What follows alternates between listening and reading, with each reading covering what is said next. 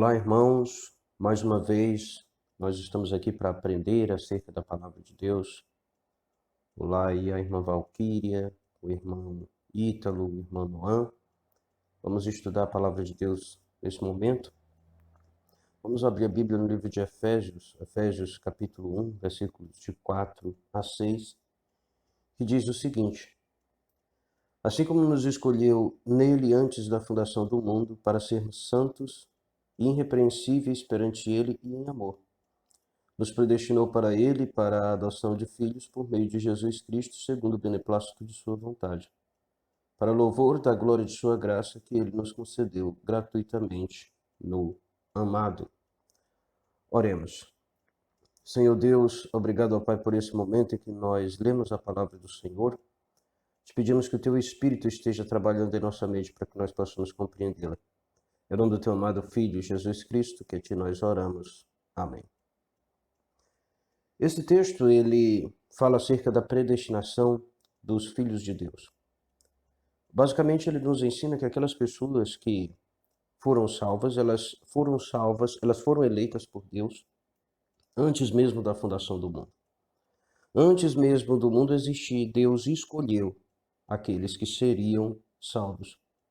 Diz assim como nos escolheu nele antes da fundação do mundo, para sermos santos, irrepreensíveis perante ele em amor, e nos predestinou para ele, para a adoção de filhos.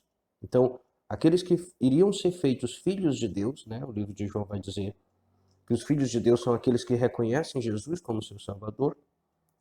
Aqueles que teriam o direito de ser chamados de filhos de Deus, eles já foram predestinados e eleitos por Deus antes da própria fundação do mundo. E essa doutrina, que é a chamada doutrina da predestinação, que é uma doutrina bíblica, nós estamos vendo aqui, ela faz parte de uma doutrina maior, que é a doutrina dos decretos de Deus. O que é a doutrina dos decretos de Deus? Os decretos de Deus significa que antes que o mundo existisse, antes que o universo existisse, Deus decretou todas as coisas. Deus decretou como ele iria fazer esse universo. Deus decretou como esse universo iria funcionar.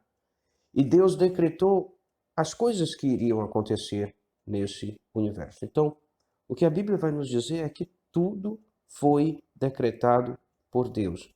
Tudo foi pré-ordenado por Deus, desde toda a eternidade. Então não acontece nada no mundo que seja um tipo de surpresa para Deus, porque foi Ele mesmo quem decretou todas as coisas.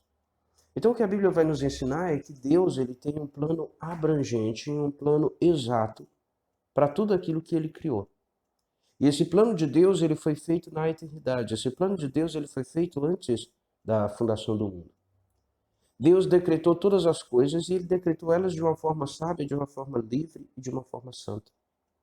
Então não existe nada que Deus decretou que foi algo ignorante, não existe nada que Deus decretou que vai dar errado, porque Deus decretou de uma maneira sábia.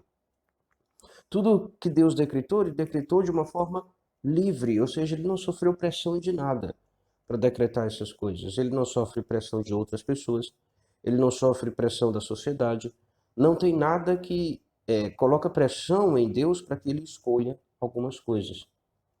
E os decretos de Deus, então, eles estão em perfeita harmonia com a sabedoria de Deus. É claro que foi feito de forma sábia, porque Deus ele é sapientíssimo, ele sabe de todas as coisas, então ele não iria errar em nenhuma hipótese.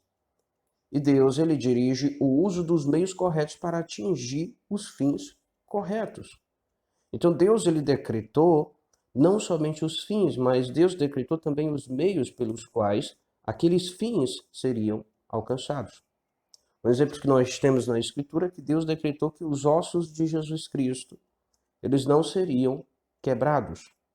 Já havia sido profetizado que nenhum osso sequer de Jesus seria quebrado quando ele fosse crucificado. Mas para que isso acontecesse, então nós vemos aí o fim, o osso de Jesus não vai ser quebrado. Para que isso não acontecesse, ele decretou também que os soldados, eles não iriam tacar a marreta o martelo nas pernas de Jesus para quebrar os ossos de Jesus. Então, ele decretou os fins, ele também decretou os meios, ele decretou o fim correto, os meios também que ele decretou foram corretos. Os decretos de Deus, eles são livres, porque ele não sofre pressão e influência de nenhuma coisa. Os decretos de Deus, eles são santos, porque eles estão em perfeita harmonia com a sua perfeita santidade. Deus é santíssimo e nada que ele faz é pecado. Então, quando Deus decreta alguma coisa, ele não peca em fazer isso. E por essa causa, o decreto de Deus, ele é, então, totalmente isento de pecado. E nós não podemos considerar os decretos de Deus como sendo decisões arbitrárias, como sendo algo simplesmente que acontece por acontecer. Não, os decretos de Deus, eles não são como aquilo que nós chamamos de destino ou de sorte. Crente, eles não acreditam em destino. Crente, eles não acreditam em sorte, porque acreditam em Deus. Que Deus é quem controla todas as coisas, que Deus foi quem decretou todas as coisas, que Deus tem um plano para todas as coisas e não é pura sorte, não é por acaso, não é destino. Os decretos de Deus, eles não são arbitrários, porque eles fazem parte de um plano. Deus tem um plano maior para o mundo, Deus tem um plano maior para o universo e ele decreta essas coisas conforme esse plano. E ele é um ser pessoal, que tem vontades, que elaborou algo para o mundo. Então, não é algo que acontece sem motivo algum. E Deus decretou todas as coisas para a sua própria glória. E não é egoísmo Deus fazer isso. Deus, tudo que ele faz para a sua própria glória. E não é egoísmo Deus fazer isso. Por quê? Porque Deus é o único que é digno de todo louvor e de toda glória. Então, de fato, tudo vem dele, tudo procede dele, e ele é o sustentador de todas as coisas, então não há outro que deva receber glória como ele. Então, se ele glorificar alguma outra coisa, ele estará sendo falso, porque essas outras coisas não merecem a glória que ele merece. Ele de fato merece a glória de fato tem que ser dada a ele. Então é por isso que ele faz isso, porque ele faz aquilo que é a realidade, aquilo que é o fato. Ele precisa, não que ele necessite de alguma forma, ele é carente de glória ou algo parecido, mas é necessário que ele seja glorificado porque ele de fato é merecedor da glória. Não que ele é carente da glória, mas ele é merecedor da glória. A glória precisa ser dada a ele. Não que ele seja carente da glória, mas a glória precisa ser dada a ele, exatamente porque ele não é carente de nenhuma glória. Ele é possuidor de toda a glória. E então não é egoísmo, não é errado Deus fazer isso. É errado os seres humanos fazerem isso, porque às vezes os seres humanos eles buscam para si a glória que é a glória de Deus. Se existe alguém que em tudo busca a sua glória, esse alguém está errado. E qual é o motivo pelo qual ele está errado? Porque essa glória deveria ser dada a Deus. Essa glória não deveria ser dada a ele. Ele está usurpando a glória de Deus. Então, se uma pessoa ela faz tudo para a sua glória, para se bem dizer, para uma pessoa é errado. Mas para Deus não, porque Deus de fato é o merecedor de toda a glória. E a Bíblia ensina então que os decretos de Deus, eles foram feitos para a glória de Deus, em última análise. E isso nós vemos aqui no versículo 7, no versículo 6, que Cristo, segundo ele nos escolheu como seus filhos, segundo o beneplácito de sua vontade, Deus, né, nos predestinou por meio de Cristo como seus filhos, segundo o beneplácito de sua vontade. O versículo 6 diz: para o louvor da glória de sua graça que ele nos concedeu gratuitamente no amado. Né? Então, os decretos de Deus, em última análise, assim como a predestinação, que é parte dos decretos de Deus, acontece para o louvor da glória de Deus. E a Bíblia vai ensinar que os decretos de Deus eles são imutáveis. O que isso significa? Significa que os decretos de Deus eles não podem, em hipótese alguma, mudar. Aquilo que Deus decretou certamente irá acontecer. Os planos de Deus não podem ser frustrados. E é isso que a Bíblia nos ensina com clareza. Salmo 33, versículo 11 diz o seguinte: o conselho do Senhor dura para sempre, os desígnios do seu coração por todas as gerações. Segundo as Escrituras, Deus decretou até mesmo aquelas ocorrências que nós olhamos e nós achamos que elas são acidentais, que elas são casuais, que elas acontecem por acaso. Até essas coisas que parecem que acontecem por acaso no mundo, uma folha que cai, né?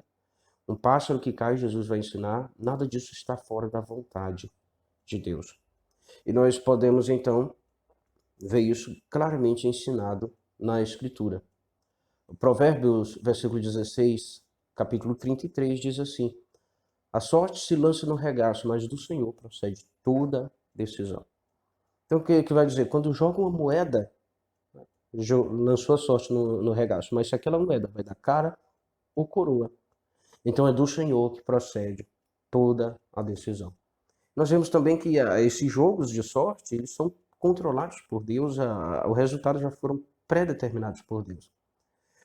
Jonas, capítulo 1, versículo 7, vai falar acerca disso, né? Nós conhecemos a história de Jonas. O Senhor mandou ele ir para uma cidade, ele não obedeceu, ele foi para outra cidade. E ali, quando estava no meio do mar, o Senhor enviou uma tempestade, né? Por causa de Jonas. E diz que os marinheiros lançaram sorte para ver por qual motivo aquela tempestade estava vindo sobre eles. E a sorte cai exatamente sobre Jonas. Nós vemos então que Deus estava no controle dessas sortes que estavam sendo lançadas. Jonas 1, 7 diz o seguinte: e diziam uns aos outros: vinde e lancemos sortes, para que saibamos por causa de quem nos sobreveio este mal. E lançaram sortes, e a sorte caiu sobre Jonas. E nós podemos ver isso também na história da escolha do discípulo que substituiu Judas, que foi Matias. Ele foi escolhido também através de jogo de sorte. E orando disseram: tu, Senhor, que conheces o coração de todos, revela-nos qual destes dois tens escolhido. Então lançaram sorte e a sorte caiu sobre Matias. Então, só aqui um parêntese. Nessa época, antes aí no Antigo Testamento, a Bíblia ela ordenava jogos como Urim e o Tumim. Então havia um meio, Deus ele se revelava por meios de sorte. Hoje em dia ele não se revela mais, né? Hoje em dia, é claro, quando lança sorte vai dar a vontade de Deus, mas não significa que aquilo vai ser para o seu bem ou vai responder a sua pergunta. Talvez ali vai dar segundo aquilo que Deus decretou, mas não significa que ali é uma revelação de Deus para você. Vai dar aquilo que Deus decretou, mas você pode se dar mal se você fizer, né? Deus pode ter feito ali aquilo para lhe ensinar uma lição de que você não deve confiar em sortes, mas que você deve confiar nele. Nessa época, sim, porque Deus havia ordenado assim o jogo do Urim, do Tumim. Isso ainda valia, naquela época Deus se manifestava por meio daquilo, mas depois que o cânon fechou, depois que se fechou a Escritura, hoje nós temos a Escritura. E a maneira de Deus se revelar especialmente é por meio da Escritura, e nós devemos confiar na Escritura. Mas naquela época isso ainda acontecia, e o que o texto nos mostra então é que tudo, até mesmo o jogo de sorte, o resultado ele segundo a vontade de Deus, aquilo que Deus determinou que iria acontecer. E aí, o que nós vemos também, isso na história da morte do rei Acabe, nós vemos que o profeta Micaias, ele profetizou que o rei Acabe, ele morreria em uma determinada batalha, e o rei Acabe, então, querendo se livrar dessa profecia, se cumprir, ele se vestiu como um soldado comum e ele foi para a guerra. E é dito que quando ele estava lá na guerra, alguém atirou uma flecha ao acaso. E essa flecha acertou exatamente o rei Acabe por entre as juntas de sua armadura. Então ele queria que a profecia não se cumprisse, se vestiu tudo com armadura, se vestiu como um soldado comum, não como um rei, mas mesmo assim não adiantou nada. Disse Micaias: se voltares em paz, não falou o Senhor, na verdade, por mim. Disse mais: ouvi isto, vós todos os povos. Quando Acabe estava saindo para a guerra, ele disse assim: olha, se você for voltar em paz, então não foi Deus que falou por mim. Mas se cumprir o que eu disse, então de fato Deus falou por mim. E diz que quando ele estava na batalha, 1 Reis 22, 34, então um homem entesou o arco e, atirando ao acaso, feriu o rei de Israel por entre as juntas da sua armadura. Então disse este ao seu cocheiro: vira e leva-me para fora do combate, porque estou gravemente ferido.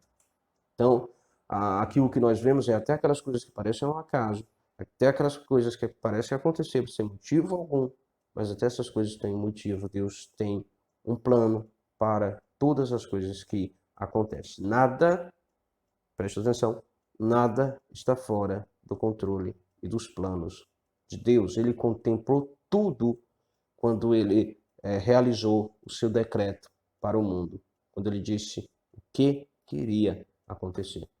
Segundo as Escrituras, então, esses decretos ele abrangem até mesmo aquelas coisas que parecem ao acaso, e esses decretos ele abrangem até os atos pecaminosos dos seres humanos. Nós vemos isso na história do rei Davi.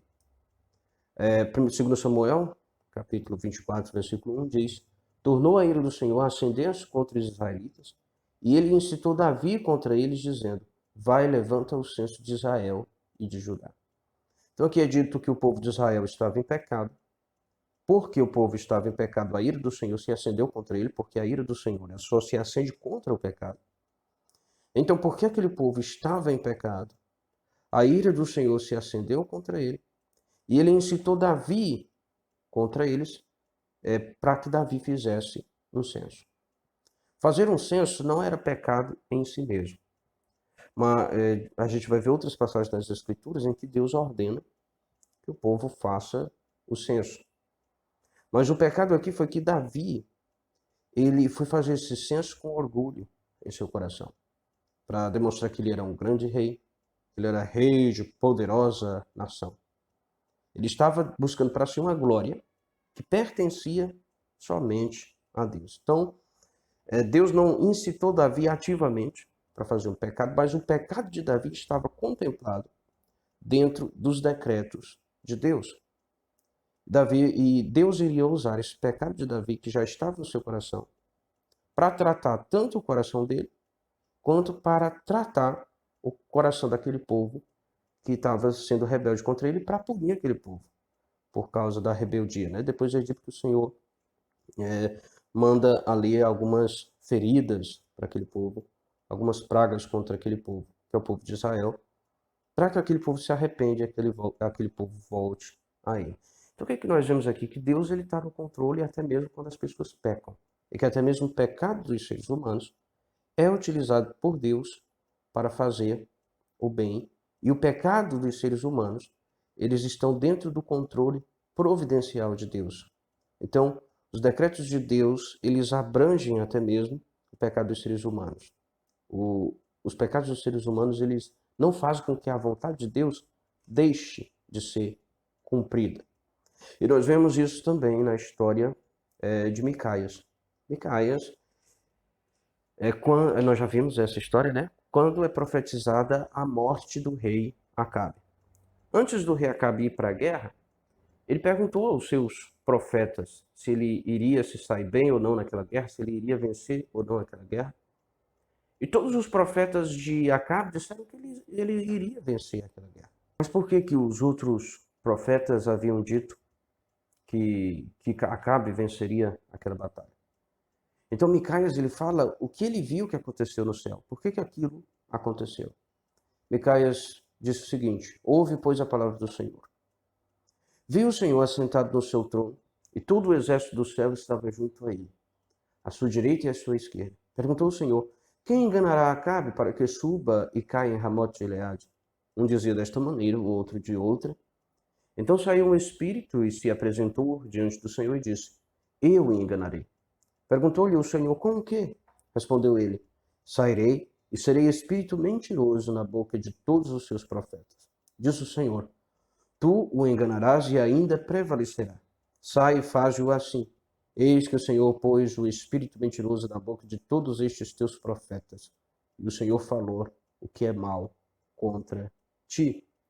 Então nós vemos aqui que por que aqueles profetas estavam mentindo? Porque um demônio, que era um espírito mentiroso, um espírito que estava pecando, porque a mentira é pecado, eles estavam agindo na boca daqueles profetas. Mas aqueles demônios, eles estavam agindo sob permissão de Deus. Eles estavam agindo ali debaixo do controle providencial de Deus. Então, os demônios estavam pecando, os profetas estavam pecando, mas nada daquilo estava fora do controle de Deus. Então, os decretos de Deus, quando ele decretou todas as coisas, esses decretos, eles abrangiam até mesmo o pecado das pessoas. Ele contemplava, abarcava até mesmo o pecado das pessoas. Não que Deus ele seja o responsável, o culpado pelo pecado das pessoas, mas os decretos dele, os planos dele abarcam até mesmo o pecado das pessoas. E nós vemos isso na história de José. José ele havia sido lançado numa cova pelos seus irmãos. Seus irmãos haviam então pecado fazendo isso. Fizeram uma maldade contra José, lançaram ele numa cova, venderam ele como escravo. Tudo isso por inveja dele. Mas depois nós vamos ver que tudo isso já fazia parte do plano de Deus. Que os irmãos de José, quando fizeram isso, eles contribuíram para que o plano de Deus se cumprisse. Porque Deus já sabia que haveria aquela fome e ele havia escolhido salvar as pessoas por meio de José, fazendo com que José se tornasse o governador do Egito e fazendo com que José então realizasse todo aquele plano para que o povo do Egito e o mundo conhecido daquela época sobrevivesse àquela fome, que foi uma fome muito grande, provavelmente atingindo todo mundo conhecido. Então, aqui o que nós vemos é que até os pecados dos irmãos de José, eles estavam contemplados no plano de Deus. Veja o que diz Gênesis 45, 5. Agora, pois, não vos entristeçais, nem vos irriteis contra vós mesmos, por me haverdes vendido para aqui, porque para a conservação da vida Deus me enviou adiante de vós. Então, o que José, o próprio José fala aqui? Os irmãos dele estavam com medo dele agora que era o governador querer puni-los por causa daquilo que eles fizeram. E ele fala: olha, não vou punir vocês, porque eu vejo que o mal que vocês fizeram contribuiu para o meu bem. Porque o que aconteceu foi que tudo estava dentro do plano de Deus. Porque por causa daquilo que vocês fizeram, Deus me trouxe para cá e agora eu sou o governador de todo o Egito e eu fui usado por Deus para salvar a vida de muita gente. Gênesis 45, 8 diz: assim não fostes vós que me enviastes para cá, e sim Deus, que me pôs por pai de Faraó e senhor de toda a sua casa, e como governador em toda essa terra. Então, foi Deus, José vai dizer, que enviou ele para ali. Era Deus que estava no controle de tudo aquilo que estava por trás de tudo aquilo que estava acontecendo. Deus iria usar todo aquele sofrimento de José para treinar ele. Ele ficou ali na casa de Potifar. Ali ele seria treinado, a sua administração, ele foi colocado como administrador. Na prisão também, ele foi colocado para administrar a prisão. Ele estava sendo treinado para ser o governador. Ele era orgulhoso, arrogante, nós vemos no início. Ele sonha ali que ele iria governar os seus irmãos, ele se sente superior. Deus estava trabalhando ele, dando a ele humildade, dando a ele a capacidade de administrar, para que ele tivesse preparado para ser o governador de todo o Egito. Gênesis 50, 20 então diz: vós na verdade intentastes o mal contra mim. Vocês quiseram fazer mal a mim, mas Deus o tornou bem, para fazer como vedes agora, que se conserve muita gente em vida. Quando a gente vai olhar esse versículo no original, ele seria melhor traduzido assim, ó: vós, na verdade, intentastes o mal contra mim, porém Deus intentou o bem para fazeres o que vedes agora, que se conserve muita gente em vida. Então, ao mesmo tempo em que aquelas pessoas estavam planejando o mal para José, e elas estavam pecando nisso, mas Deus estava planejando o bem. Estava usando o pecado daquelas pessoas para fazer o bem. Então, veja, o que eles fizeram foi errado. O que eles fizeram foi pecaminoso, não foi certo. Mas o que Deus fez foi bom, porque o que foi que Deus fez? Deus usou a maldade que ele já tinha para treinar José, para fazer ele ser mais humilde e para torná-lo o governador de todo o Egito. Então, o que Deus estava fazendo era bom. O que eles estavam fazendo era ruim, mesmo que fosse ali os mesmos atos. Então, nós vemos que até mesmo os pecados das pessoas, eles estão contemplados, eles são abrangidos pelos decretos de Deus. 1 Samuel, capítulo 2, versículo 25. Pecando o homem contra o próximo, Deus lhe será o árbitro. Pecando, porém, contra o Senhor, quem intercederá por ele? Entretanto, não ouviram a voz do seu pai, porque o Senhor os queria matar. Então, o que a gente vê aqui? A história do profeta, do sacerdote Eli, né, que era aquele que criou Samuel, aquele que criou Samuel. E nós vimos que os filhos deles eram homens maus, eram homens que profanavam o templo do Senhor. Mas o Senhor avisou a Eli que ele deveria repreender aqueles seus filhos. E ele estava repreendendo aqueles seus filhos, só que eles não deram ouvido à repreensão dele. Entretanto, não ouviram a voz de seu pai. Por quê? Porque o Senhor queria matar.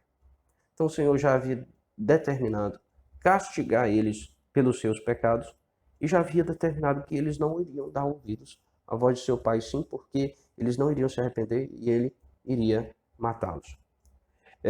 E Atos 2, 23 fala que até a morte de Jesus Cristo, que foi o maior mal que os seres humanos já cometeram, até a morte de Jesus Cristo é algo que já havia sido determinada por Deus. Sendo este entregue pelo determinado desígnio e presciência de Deus, vós o matastes crucificando por mãos de iníquos. Passou o carro aqui fazendo zoada, mas vamos continuar. Então aqui diz que até a morte do Senhor Jesus Cristo, que é o maior mal que o ser humano já cometeu, isso estava contemplado dentro dos planos de Deus e aconteceu segundo os desígnios de Deus. Então nós vemos que Deus decretou todas as coisas, Deus decretou até aqueles atos que parecem ser ao acaso, Deus está no controle também, até mesmo dos atos pecaminosos dos seres humanos, os decretos de Deus. Eles abrangem até mesmo os atos pecaminosos dos seres humanos. E Deus faz com que tudo ali vá culminar em sua glória, com que tudo culmine no bem. Ao afirmarmos que a Bíblia ensina claramente que os decretos de Deus eles abrangem até mesmo os atos pecaminosos dos homens, nós temos que nos guardar de alguns erros. Primeiro, os decretos de Deus, eles não tornam Deus o autor do pecado, nem fazem Deus responsável no sentido de ser culpado pelo pecado. Então, Deus, ele não é o autor do pecado dos seres humanos, por quê? Porque o fato de Deus ter decretado o pecado não é pecado. Os pecados que as pessoas cometem, isso é pecado. Mas o fato de Deus ter decretado esses pecados, ter decretado que eles iriam acontecer, isso não é pecado. Por que que não é pecado? Porque a lei de Deus, ela não considera isso pecado. A causa primária de tudo é Deus, mas a causa primária ela nunca é considerada culpada. Por quê? Porque se não existisse Deus, se não existe outros deuses, quem era que iria decretar? E se Deus não decretasse, simplesmente não ia acontecer nada. Então Deus ele tem que ter decretado tudo, porque se ele não tivesse decretado, simplesmente não aconteceria nada.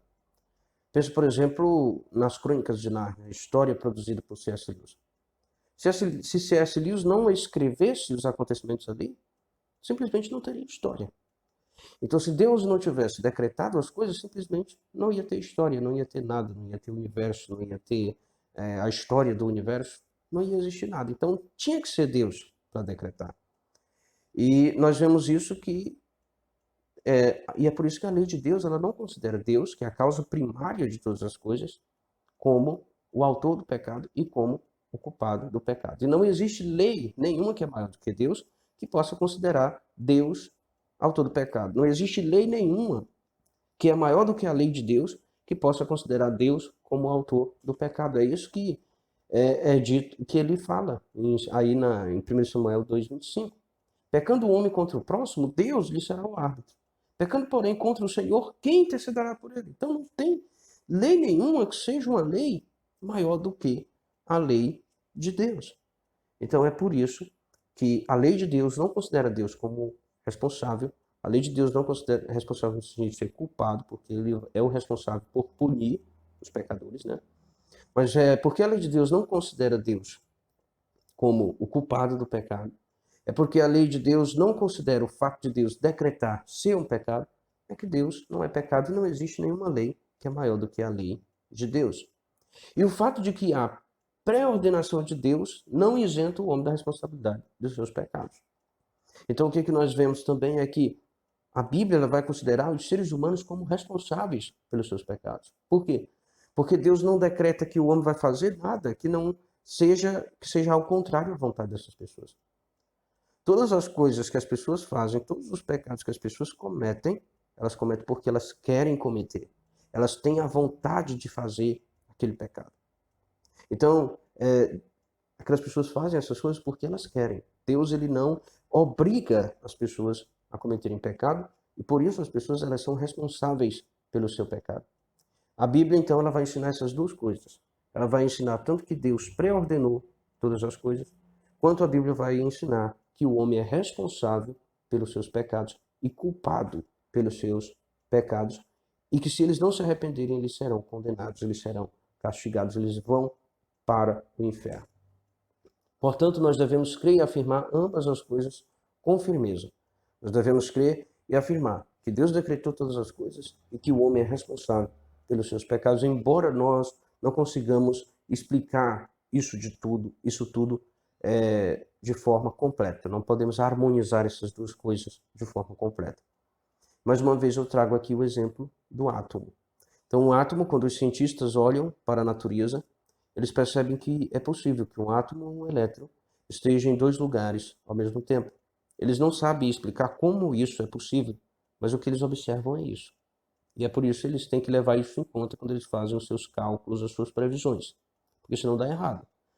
Da mesma forma, quando nós olhamos para a Escritura, o que nós percebemos é que a Escritura ela vai falar tanto da soberania de Deus sobre todas as coisas, que Deus decretou todas as coisas, isso está claro, nós vimos nos textos ali. E a Bíblia vai falar também que o homem é responsável pelos seus pecados, por aquilo que ele faz. Nós não sabemos como essas duas coisas se harmonizam completamente, né? Mas é o que a Bíblia mostra, é o que a Bíblia ensina, e é por isso que nós devemos defender essas duas coisas. E é por isso que é melhor e mais sábio, através de uma fé singela, nós aceitarmos o que a Bíblia ensina. Confessarmos uma santa ignorância dos segredos e dos mistérios que não foram revelados por Deus, tais como a solução do problema da pré-ordenação divina e da responsabilidade humana. Então, existem coisas que de fato nós não conseguimos entender. Nós compreendemos que o homem ele tem uma liberdade genuína, ele é genuinamente responsável por aquilo que ele faz, ao mesmo tempo em que Deus é soberano. Como essas duas coisas se encaixam, nós não sabemos. O ser humano ele não consegue explicar como um elétron pode estar em dois lugares ao mesmo tempo. E é porque ele só mudou do macro, né, do mundo macro, para o mundo micro. Mas quando vai para o mundo micro, é completamente estranho para o ser humano. E ele não consegue explicar com precisão as leis daquele mundo micro. Ele conhece muito pouco ainda. Da mesma, e como é que o homem então vai querer explicar uma mudança tão radical, tão extrema, quanto do físico para o metafísico, do natural para o sobrenatural? O homem não consegue, isso não cabe dentro da mente humana, que é uma mente muito limitada. E os teólogos então vão falar acerca disso, dos decretos de Deus. Deus decretou todas as coisas, e os teólogos eles costumam fazer uma distinção entre a pré-ordenação e a predestinação. Pré-ordenação é um termo que se aplica a todos os decretos de Deus referente a tudo o que acontece no universo criado. Predestinação denota os decretos de Deus referente ao destino dos anjos e dos homens. O que é a pré-ordenação? É só uma divisão didática, né? A pré-ordenação é o fato de Deus ele ter pré-ordenado todos os eventos, todas as coisas que acontecem. A predestinação é o fato de Deus ter predestinado algumas pessoas para ser salvo e reprovado outras pessoas. Ele predestinou alguns anjos para ser salvo e reprovou a outros anjos. Com base no que foi feita essa eleição e essa reprovação, a Bíblia não fala também. É outro mistério que a Bíblia não fala. A Bíblia requer de nós humildade. A Bíblia não diz o que é. A Bíblia só vai nos mostrar que foram coisas que são suficientes ao próprio Deus e coisas que estão dentro do próprio ser de Deus e que ele não sofreu pressão de nada externo a ele para fazer isso. O que foram essas coisas, especificamente, nós não sabemos. Mas nós sabemos que foi Deus. Que esse Deus é bom, que esse Deus é justo e que tudo que ele faz é bom e justo. Então, muitas pessoas elas são contrárias a essa doutrina dos decretos de Deus, mas a maioria das objeções a essa doutrina elas vão se basear não na Escritura, mas elas vão se basear no raciocínio humano ou na filosofia. Elas não vão, as pessoas vão ser contrárias a isso, mas elas não vão dar prova bíblica, não vão provar pela Bíblia que ela está errada. É comum que as pessoas que se opõem a essa doutrina, elas façam uma caricatura absurda dela e depois demolem essa caricatura com uma exagerada mostra de indignação. Mas ao se tratar de uma questão desse tipo, nenhum argumento que não considere detalhadamente as diversas passagens da Escritura sobre as quais se assenta essa doutrina não tem nenhum peso contra a doutrina dos decretos de Deus. As pessoas muitas vezes vão usar filosofia, vão usar argumentos extra-bíblicos para falar que isso não faz sentido. Mas a Bíblia eles não usam, eles não conseguem comprovar isso por meio da Bíblia. E o que nós aceitamos é só aquilo que a Bíblia diz. Opiniões humanas, arrazoadas, filosofias, não têm o mínimo peso contra as declarações que estão na Bíblia. Nós cremos, antes de tudo, na Bíblia e naquilo que a Bíblia nos ensina, e isso é um ensinamento claro da Escritura. Então, diante disso, o que nós devemos fazer? Nós devemos ficar curiosos para saber por que Deus faz algumas coisas, por que Ele não faz outras, por que Ele decretou algumas coisas, por que não decretou outras. Não. O que nós devemos fazer essa doutrina ela é um consolo para nós. Porque ela nos ensina que o nosso Pai, aquele que nos ama, aquele que enviou o seu Filho, Jesus Cristo, para morrer em nosso lugar, Ele está no controle de todas as coisas. E é isso que Jesus usa para nos consolar. Será que se seu filho pedir um pão para você, você vai dar uma pedra? Será que se o seu filho pedir um peixe, você vai dar uma cobra? Quanto mais o vosso Pai que está no céu. Então, o que Jesus vai dizer? O Pai de vocês é aquele que está no controle de todo mundo. Ele é Pai de vocês. Ele ama vocês. E é por isso que saber que Deus decretou todas as coisas, que Deus determinou todas as coisas, não é algo para nós acharmos Deus injusto ou qualquer coisa parecida. Mas é algo para nós nos deleitarmos em Deus e confiarmos em Deus e descansarmos nele, sabendo que o Pai que nos ama, Ele está no controle de todas as coisas. Até daqueles pecados que as pessoas cometem contra nós. Até das coisas ruins que acontecem em nossas vidas. Mas Ele está fazendo com que tudo culmine no bem. E com que tudo culmine, em última análise, na sua própria glória. E é maravilhoso saber disso. Que Deus abençoe a cada um de vocês e faça com que essa doutrina fortaleça a fé de vocês. Amém.